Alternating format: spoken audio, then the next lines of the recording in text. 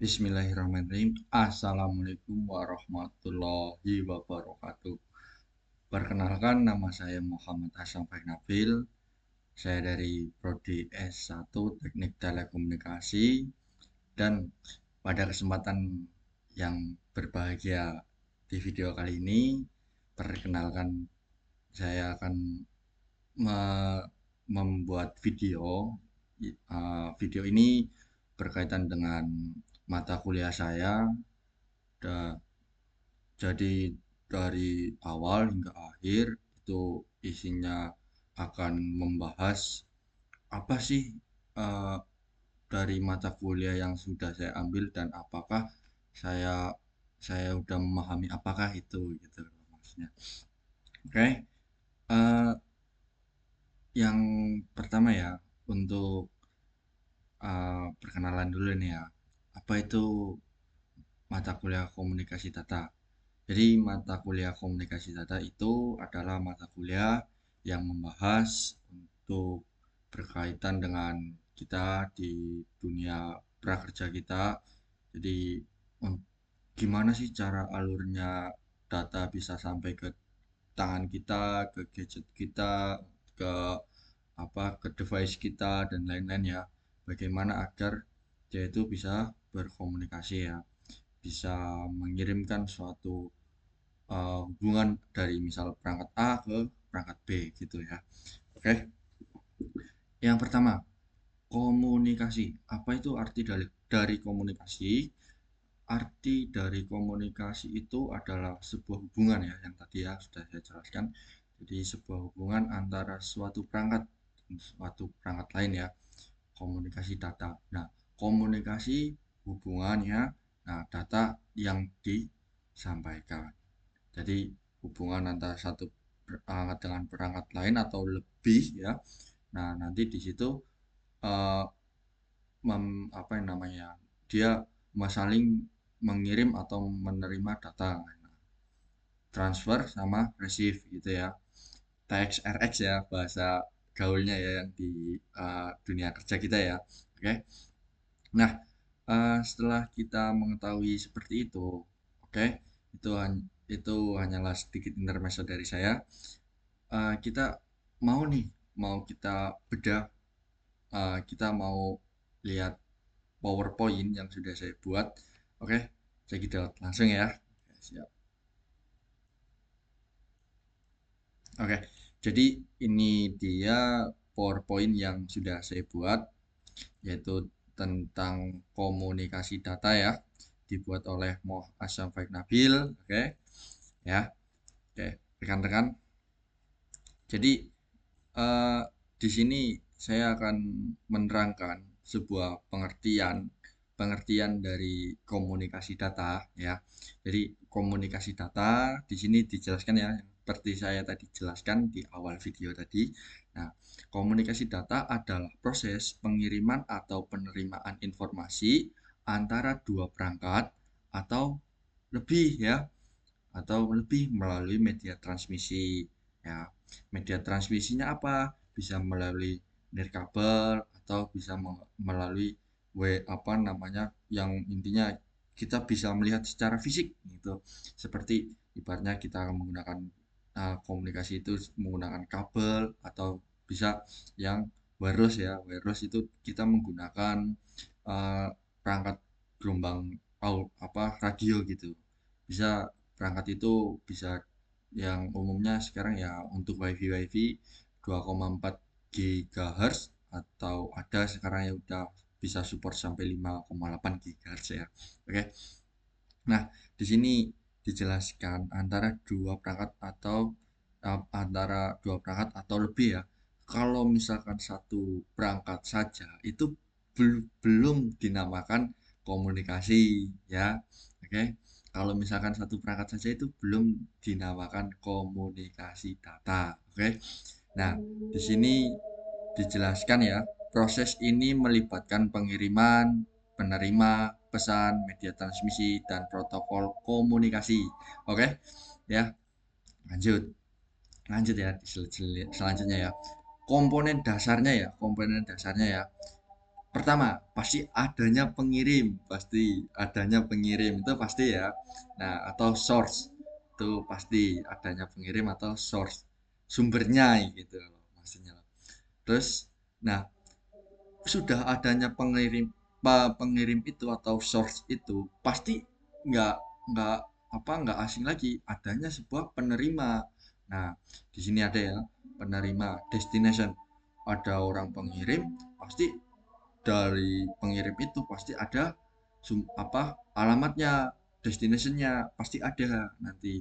Nah, terus keempat pasti ada message-nya, isi pesannya apa gitu, paket yang dikirimkan itu isi pesannya apa gitu ya. Terus untuk yang keempat ada media transmisinya. Nah, untuk mengirimkan paket dan juga untuk mengirimkan pesan ini yang ada di dalam paket itu dia melalui apa gitu kan, oke. Terus setelah itu ada juga protokol. Protokol apa yang digunakan gitu loh maksudnya toh. Oke. Nah, lanjut ya. Ya, oke, siap.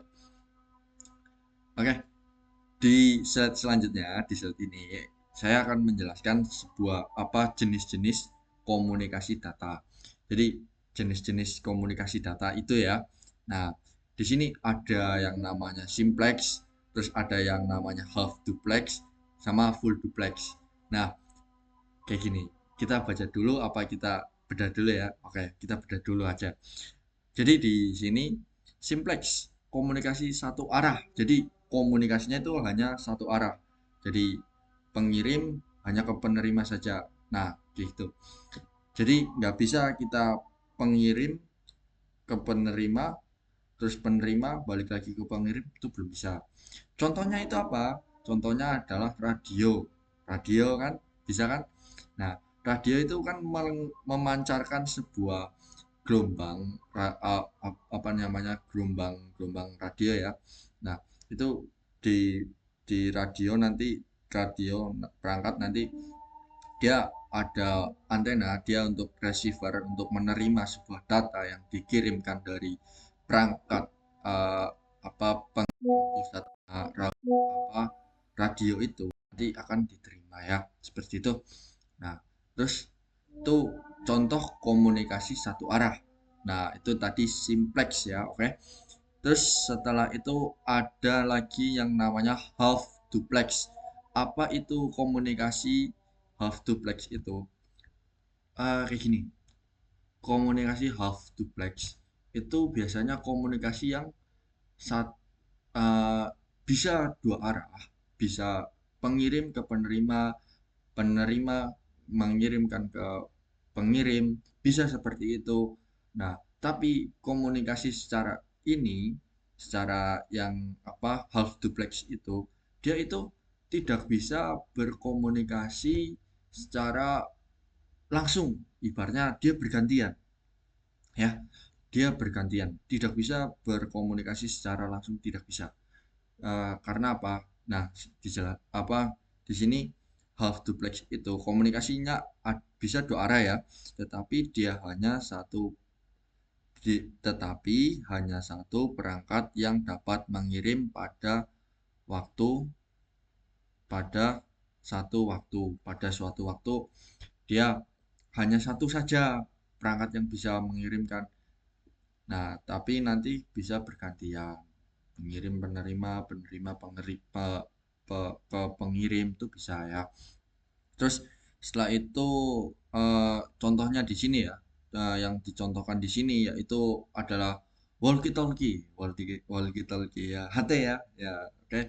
Dalam eh, tentunya nggak asing lagi, kita kan sudah pernah kita dalam dunia kerja kita kita menggunakan walkie talkie itu jadi sebuah mungkin eh, misal ada orang yang manjat sektoral ya atau apa ya, menara ya, nanti pas lagi mau inting itu dia pasti pakai HT. Kalau misalkan pakai pakai handphone kan sulit, oke.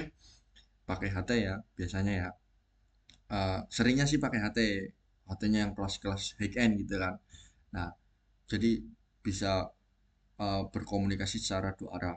Nanti yang di bawah ngomong ini, apa, sinyalnya berapa dBm gitu kan. Nanti yang atas, nah nanti yang apa, yang atas ngomong, ya yang bawah nanti ngomong, ini sinyalnya lumayan bagus, udah sampai nih, dBm-nya udah paling rendah ini gitu kan, bisa kan.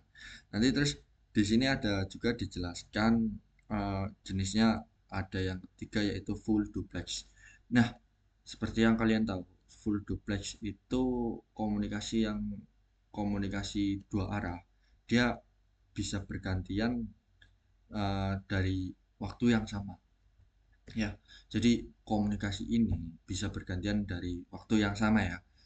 Contohnya, misalkan kalau kita nelpon mungkin, atau kalau kita video call, atau kita Zoom meeting, atau kita mungkin uh, Google Meet atau lain-lainnya, itu kita sama aja kita menggunakan jenis komunikasi data yang bernama full duplex. Oke, untuk kalian sudah paham ya, intinya yang tadi satu simplex, yaitu komunikasinya itu hanya satu arah, dan yang kedua half duplex, itu komunikasinya bisa dua arah tapi tidak bisa bergantian, tapi tidak bisa secara waktu yang sama. Nah, dia harus mengirim, terus nanti ada apa, tidak bisa langsung ke sini, nggak bisa, dia mengirim terus menerima. Nah, terus yang ketiga full duplex, dia bisa secara apa apa namanya, bisa pengirim ke penerima langsung gitu ya, dalam waktu yang sama gitu bisa ya. Oke, lanjut ke slide yang selanjutnya. Di sini akan dijelaskan untuk model komunikasi data. Nah, di sini ada model OSI. Apa itu OSI? Nah, OSI itu ada kepanjangannya, yaitu Open System Interconnection ya. Model konseptual yang membagi komunikasi data menjadi 7 lapisan, masing-masing dengan fungsi spesifik. Jadi OSI itu ada, dia ada 7. Dia membagi apa namanya data, membagi masing-masing tujuannya. Jadi ada tujuannya masing-masing, dari mulai networking, mulai apa gitu dia bagi ya. Terus ada yang namanya model TCP atau IP ya, Transmission Control Protocol atau Internet Protocol. Nah, model yang digunakan dalam jaringan internet terdiri dari 4 lapisan. Bedanya yang OSI dengan TCP IP, yang OSI layer itu ada 7 lapisan, 7 ya kayak gini ya. Dan yang TCP IP itu ada 4 lapisan saja.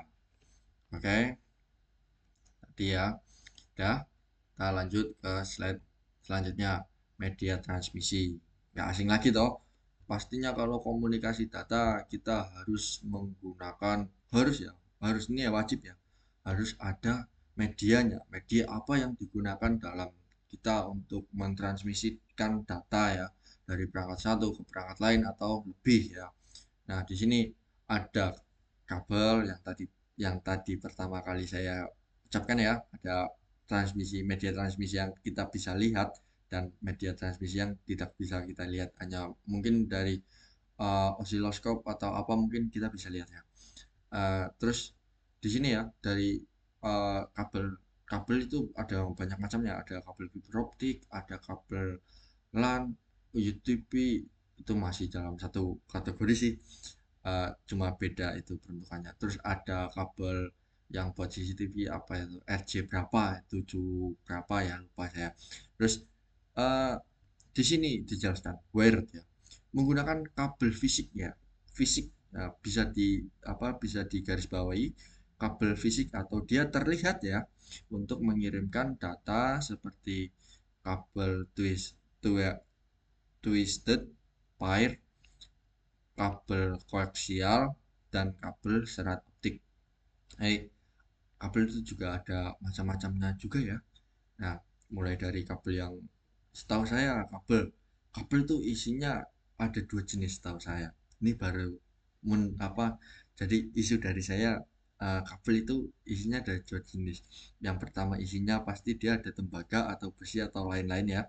Dan yang kedua, ini kabel yang mungkin jarang orang awam tuh belum tahu ya, yang isinya serat optik tuh ada.